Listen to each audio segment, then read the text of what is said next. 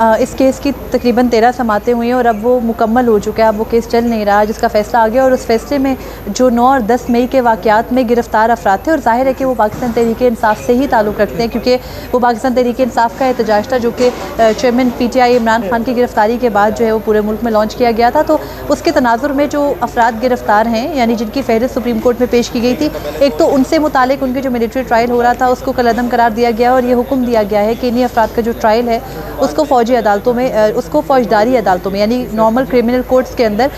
जो है वो किया जाए और उधर ही उनके फ़ैसले किए जाएँ। ये भी कहा गया है कि जो दीगर अफराद भी इस एक्ट के तहत गिरफ़्तार किए गए हैं जो कि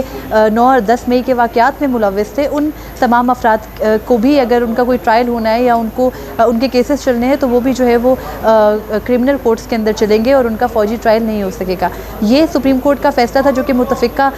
तौर पर आया, लेकिन सुप्रीम कोर्ट में मुसलसल जब आज ये केस चल रहा था और इससे पहले भी जब इस केस की समातें हुई तो आर्मी एक्ट का एक सेक्शन जो कि बार बार जो ये सवाल हुआ कि किस तरह से सिविलियंस को आप आर्मी एक्ट के दायरे में लाएंगे, क्योंकि आर्मी एक्ट का निफाज सिर्फ अफवाज के अपने एहलकारों पे और उनके अपने अफसरान पर होता है। तो उसके जवाब में ये दलील दी गई थी अटॉर्नी जनरल की जानिब से कि जो आर्मी एक्ट का सेक्शन 21D है वो ये कहता है कि जो सिविलियन जो आर्मी के अलावा अफराद हैं, अगर वो फ़ौजियों को फ़ौजी अफसरान को उकसाने में या फिर उनको अपने फ़राइज़ के अंजाम दही में रखना डालते हैं और वो उकसाते हैं फ़ौजी अफसरान को, तो उन अफराद के ऊपर यानी उकसाने वालों के ऊपर भी जो है वो इस एक्ट का इतलाक़ होगा। और इसलिए जब हम उस एक्ट को देखते हैं तो उस एक्ट ये भी कहा गया कि अगर कोई नेवल या जो एयरफोर्स की या फिर आर्मी की जो इंस्टॉलेशन तनसीबात हैं उन पर कोई उनको कोई रिवील करता है, यानी उन पर किसी भी तरह का उनको नुकसान पहुँचाया जाता है या उनमें कोई दाखिले की कोशिश करता है जो कि ममनुआ इलाके समझे जाते हैं, और फिर उन अफराद के ऊपर अगर वो अफराद ऑफिशियल सीक्रेट एक्ट के अंदर आते हैं तो उनके ऊपर भी आर्मी एक्ट का इतलाक़ होगा। तो इस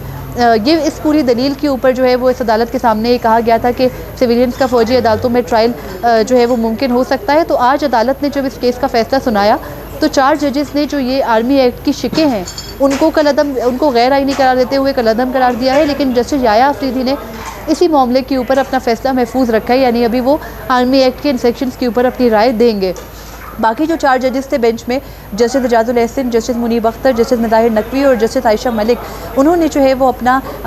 उन्होंने जो आर्मी एक्ट की जो सेक्शन 21D था और 21D के आगे 2 सब क्लॉजेस हैं जो कि रोमन नंबर्स में लिखी है, उनको जो है वो गैर आइनी करार दिया है। और उसके अलावा 5 जजेस ने मुत्तफ़िक़ा तौर पर जो 102 अफराद हैं उनका जो फ़ौजी ट्रायल है उसको कलअदम करार दिया है और ये हुक्म दिया है कि इन अफराद का जो ट्रायल है वो जो नॉर्मल क्रिमिनल कोर्ट्स हैं उनके अंदर चलाया जाए।